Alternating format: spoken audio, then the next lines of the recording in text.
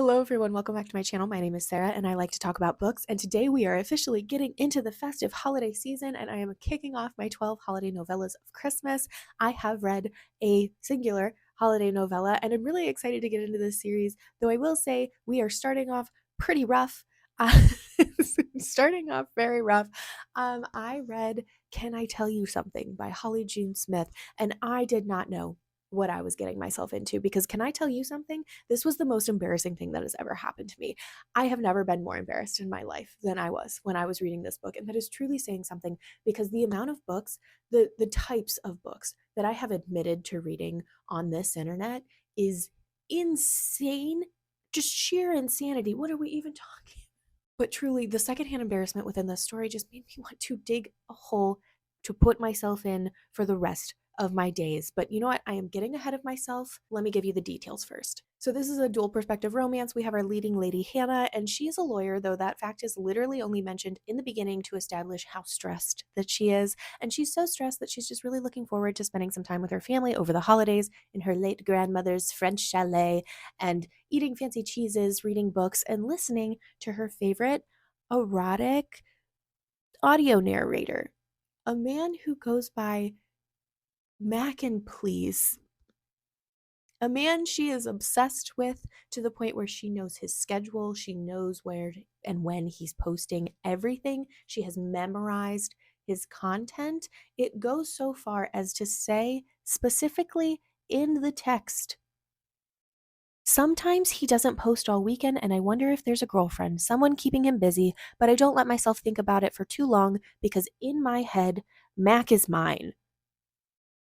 Hey, Hannah, I know you don't have any friends in this book, but I'm going to tell you right now, that's crazy. That's a crazy thing to say. So crazy that it actually shouldn't be surprising that Hannah is going into Mac and Please's DMs to regularly tell him how good of a job he's doing. So really at this point in the story, we are all aboard the parasocial relationship, just set and sail. Anyways, Hannah is super bummed because she doesn't think that her brother is going to make it home for the holidays, but surprise, change of plans, he shows up unexpectedly, which is great for everyone except for he brings his best friend and roommate, a person that they have never met before, a person named Cameron. And Hannah immediately recognizes Cameron as Mac and Please. Hannah's in shock and she is barely functional at this point. She manages to squeak a couple times and then just hightail it out of there and runs away. Cameron thinks that she hates him and that she's mad at him for crashing their family plans, which like they didn't even have family plans to begin with because her brother wasn't even supposed to show up, but whatever. So Cameron looks her up online thinking maybe I can find a common ground somewhere and I can talk to her about something that she likes based off of whatever she posts about. But when he looks her up online, he sees that she follows him already on his narrator account. And as Hannah is actively trying to like block him or do whatever it takes to remove the DMs that she has sent him, she sees her messages to him go from unseen to seen.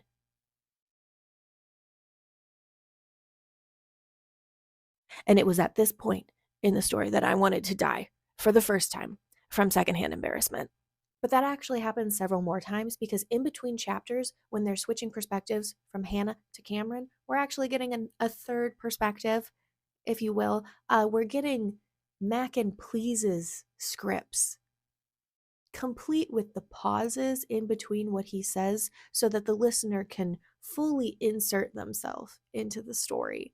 Scripts that are including but not limited to Running into Your Ex, Laundry Day, and Red Handed. And of course, Hannah's favorite series, Can I Tell You Something? Mm.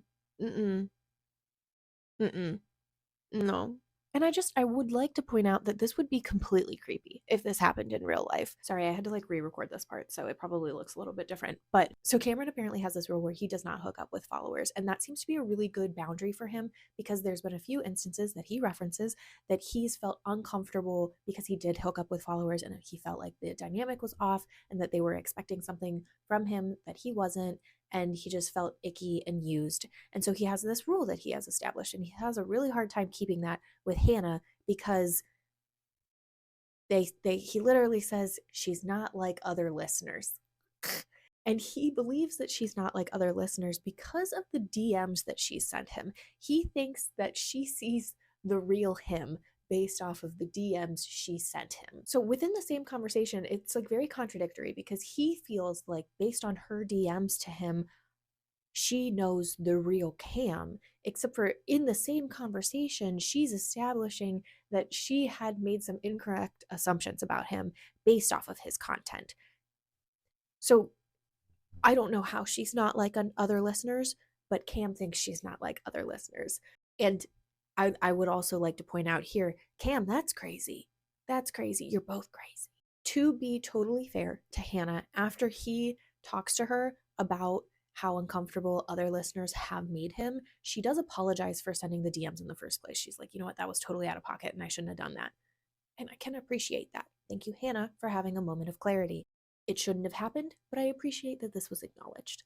And also, to be totally fair, Hannah is not the only one on her worst behavior because Cameron makes some pretty bold moves based on solely the fact that Hannah follows his online account. Because I can't express this enough, these two are complete and total strangers. They do not know each other than the fact that she follows his online persona. When Cameron shows up and she recognizes him, she is so nervous and uncomfortable and clearly does not want to be around him in conversation with him at all. And he just keeps slipping in these remarks, very clearly trying to like either spark this conversation or like start something.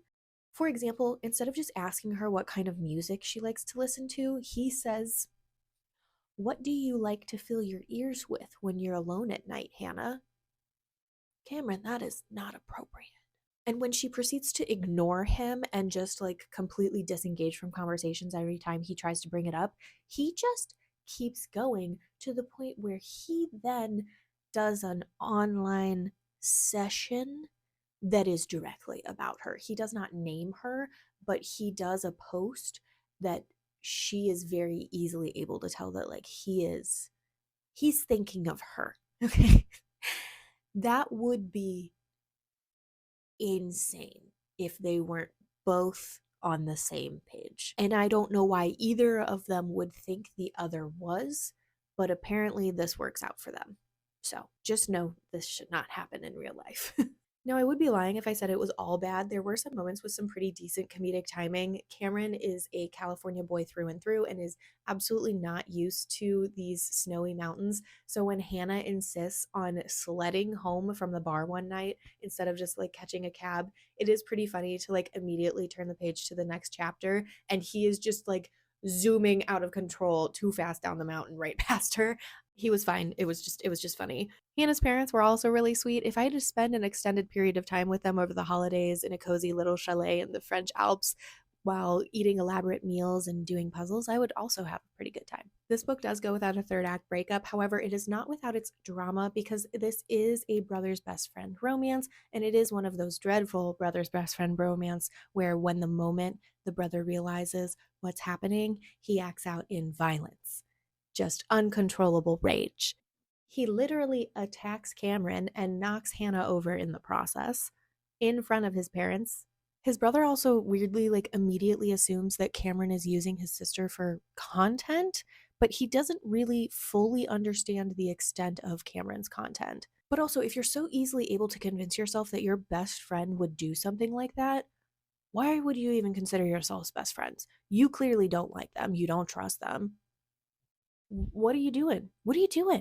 They all move on fairly quickly when it is revealed that Cameron and Hannah are falling in love, but this is a moment I won't be moving on from personally. I will be holding this grudge. Apparently, Hannah's brother is the focus of the next book in the series, and that is one that I will definitely be skipping because I think I've seen enough. Overall, I'm rating Can I Tell You Something 1 cold serving of mac and cheese. Let's hope that the next holiday novella goes a little bit better than this one did. If you want to stick around for this series and see what happens next, make sure you subscribe to this channel. And if you are still here with me today, thank you so much for being here. I hope you have a beautiful, beautiful day. Mwah.